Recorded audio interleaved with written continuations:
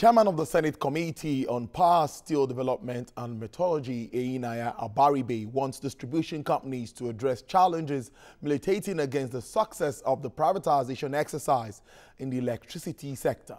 Speaking during the committee's visit to distribution companies in Lagos, attendees agree that the current situation has led to the DISCOs performing below expectation. Details in this report. Privatization of the power sector was meant to remove government's control of electricity generation and distribution in order to ensure stable supply of electricity to consumers at a reasonable cost. But there has been a series of calls by stakeholders pleading for a reversal or review of the entire process. This prompted the Senate Committee on Power, Steel Development and Metallurgy's visit to Lagos. They are also here for their regular oversight function, with a determination to get to the root of the matter. We know that they're operating under tremendous difficulties, and like we said, anybody who starts a business and the business starts at a loss, the cost of what you're given is not what you're told to sell. It's a regulated industry, which means that you cannot charge more than what the government says you should charge. And so if government is selling to you at 100 and now tells you to charge at 50, you're already at a loss. And that is what we want to let Nigerians know, that there is some things that are in this regulated industry which we need to resolve. And it is resolution that has brought us to this place. This meeting also focused on liquidity challenges, on availability of meters, estimated billings, as well as outstanding debt by ministries, departments and agencies of government. Inflation, forex availability, condition of power infrastructure and other issues the DISCO have to contend with were discussed here.